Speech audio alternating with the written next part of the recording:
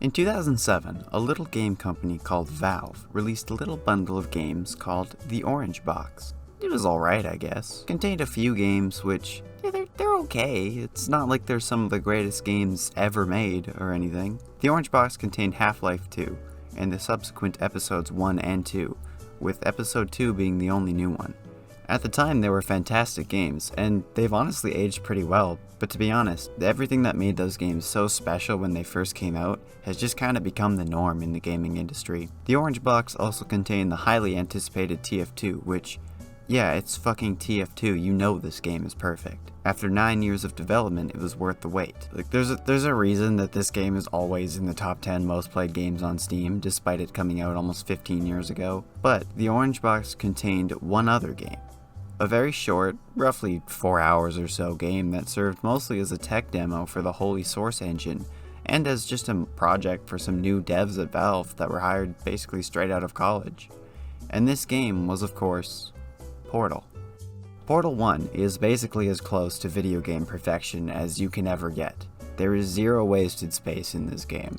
It's just puzzle after puzzle, using the genius that is the portal gun mechanic in continuously new and inventive ways. The story and humor of this game was also amazing, as you get to slowly unravel what happened in this facility that killed everyone, all leading up to the reveal of Gladys being a big robot, and culminating in a banger of a boss fight, basically all without a single cutscene.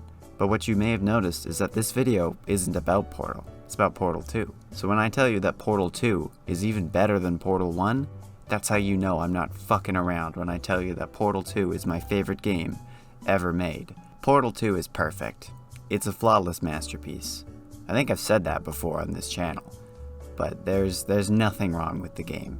Except for that one puzzle with the slidey platforms that break the one rule of the portals. But don't worry about that, it's a cool segment. This game came out 10 years ago, and man has it ever stood the test of time. Is this video just going to be one of those videos where I just gush about loving something for 10 minutes straight, or however long this video turns out to be? Yes. Yes, it is. But I can't help it. I genuinely mean everything I say about this game, and it deserves all the praise I can ever give it. But what I also wanted to do in this video was to compare it to the first game a little bit. So I'm going to stop wasting time with this long-ass intro and start going through the things that make it so good. Also, spoilers ahead if you've never played the game, but it's 10 years old now, so I really shouldn't have to say that.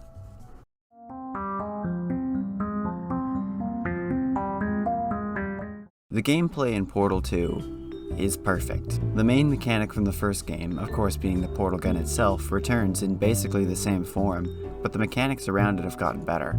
The turrets, buttons, and cubes are all the same, as well as the energy fields, but the stupid energy pellet has been replaced with a laser, which is substantially easier to control, and when you combine that with the new reflector cube, it's a good mechanic. It can also be used to zap turrets, which is fun. They've also added the new hardlight bridges and funnels, and especially the new goos. These new mechanics make the puzzles far more diverse, and since the game is twice as long, it's a good thing, and it stops the game from feeling pretty repetitive. The atmosphere and locations build onto that as well. In the first game, the locations throughout the entire game all look very similar, and that makes sense for the most part, but it's not a bad thing either. The simplicity makes the puzzles much cleaner because there isn't a single wasted texture. They tell you exactly what you need to focus on, but the trade-off is that the game feels pretty samey for the most part. Once you escape, there's a little bit of variety when you're poking around in the back rooms, but it still stays fairly consistent. In terms of location, the second game adds far more variety, from the ruins of Aperture at the start, to the clean look of the first game once Gladys wakes up, to the dark and industrial look of the back rooms and the production lines, to the ruins of old Aperture, and to the emptiness of Aperture once Wheatley takes over. The game's environments change up quite a bit, and while this definitely makes the game feel less repetitive, it also adds some unnecessary details which can sometimes distract you from the puzzles themselves. To me, it doesn't really matter. I have an IQ above 4, but I know that some people don't like that and prefer the simplicity of the first game.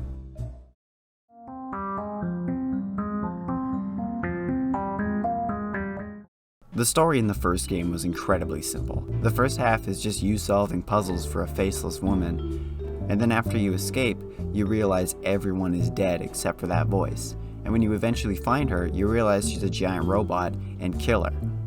That's the entire game. The second game's story is substantially more complicated.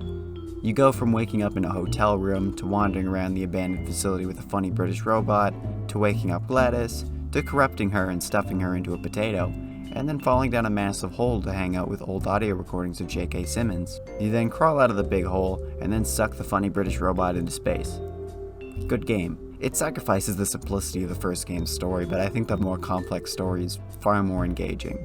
And I think that's a necessary change since the game is twice as long. There's some people that definitely prefer the simplicity of the first, and I actually fully understand that, but that opinion is different than mine, and that automatically makes it wrong.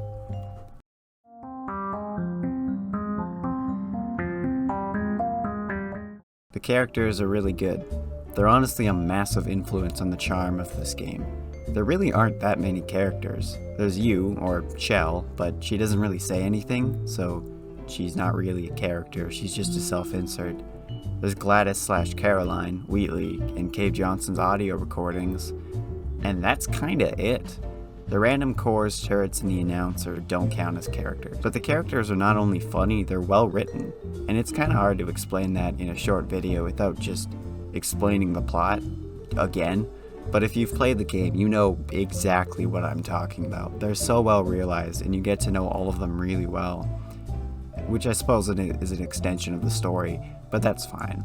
And honestly, if this wasn't a game and just a series of short films starring these characters, I would watch it. The writing is good, and it's not good for video games, like it's just good. In the first game, the only real character is Gladys, and she's great, but she doesn't really develop or do a whole lot. She's mostly just comedic relief and to tell you kind of what's going on, and so it's not a real comparison, but that's not a bad thing. Both these two games are trying to do incredibly different things in this case, so I don't think one is better or worse.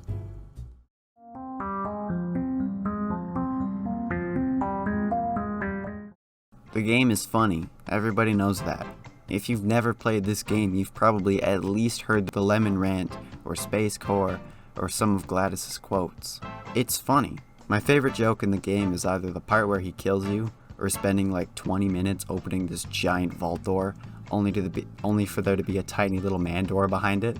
Comedy gold. But the majority of the game's humor definitely comes from its characters. Every one of them is funny. You have the dry, sadistic wit of Gladys. I hope you brought something stronger than a portal gun this time. Otherwise, I'm afraid you're about to become the immediate past president of the Being Alive Club. This stupid-ass shit that Wheatley says. Most test subjects do experience some cognitive deterioration after a few months in suspension. Now, you've been under for quite a lot longer, and it's not out of the question that you might have a very minor case of serious brain damage. Or the unhinged nature of Cave Johnson. All right, I've been thinking. When life gives you lemons, don't make lemonade. Make life take the lemons back. Get mad! I don't want your damn lemons! What am I supposed to do with these?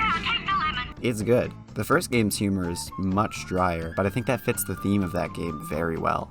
The more bombastic and direct humor works much better in the second, but again, I don't think one is better or worse in this case. It's just a different way of writing the characters.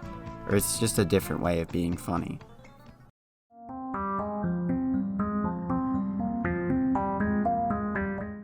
The multiplayer is great, but it really depends entirely on who you're playing with. My friends are dumb, so I've never actually finished the multiplayer, but I've almost finished, and that basically makes me an expert. It's fun, but the urge to kill each other is too great to actually beat it. Fun fact, I actually recorded for like 4 hours with Ethan once playing this game, but it corrupted immediately because I set OBS wrong. So yeah, that video will never come out. It was funny, but you'll never see it. But regardless of that, the multiplayer is great. There's really not a crazy amount of story behind it. It's mostly just puzzles, but there's nothing wrong with that. Also, the first game doesn't have multiplayer, so yeah, not much of a comparison to make there.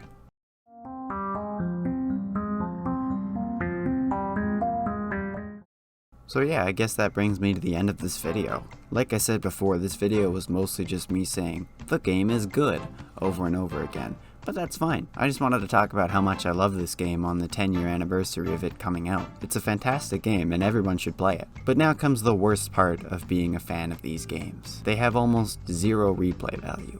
And I mean, it's a puzzle game. They're all like that. It's just the nature of games like that. It's not a fault of either of those games, it's just how it's gotta be. Playing it once is an unforgettable experience, but you just kinda breeze through it the second time. When I last replayed this game, I looked for some of the Easter eggs like the turret who spoils the game, the Borealis duck, or the little turret opera, but it's just not the same. And unfortunately, we'll probably never see a third game. Valve is too interested in Dota and CSGO and neglecting TF2 to do that. And if we do, it'll probably be in the form of some VR spin-off like Half-Life Alyx, which someone please buy me an index, I want to play that so badly. And we've also gotten Portal Bridge Constructor, which, decent game, but it's not the same. But I'm gonna tell you all a little secret. Now don't let anybody know I told you this, but there's a mod on Steam that is so unfairly good that some people just consider it Portal 3. It's called Portal Stories Mel, and it's really good. If you didn't tell me this was a mod, I wouldn't have known it. And that's a good thing. The puzzles in it definitely feel like they weren't made by Valve, but by no means is that a bad thing. It's just some different ways of doing the puzzles, and they're great. It's a good thing that they feel different. The story and writing in this game is also phenomenal. It actually fits in really well with the lore of the first two games. Like, you could consider it canon, and it would work perfectly.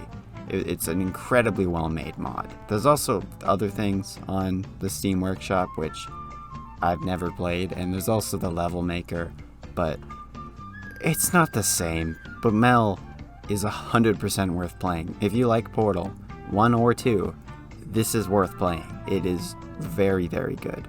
Also, it's free, so yeah, you can do it. You just have to own the second game on Steam, and that's all you need. But I think that about does it for real this time. Gabe Newell, please make me Portal 3 that isn't VR. Even if there isn't a story and it's just a level pack, I'll still play it. I mean, the story is one of the best parts of the game, so please don't do that. But I am desperate. There's no other games that feel even remotely similar to this. And I want to play more, but there isn't any. But anyways, that's it for real. See you next time for Munch Boys 3. Bye bye.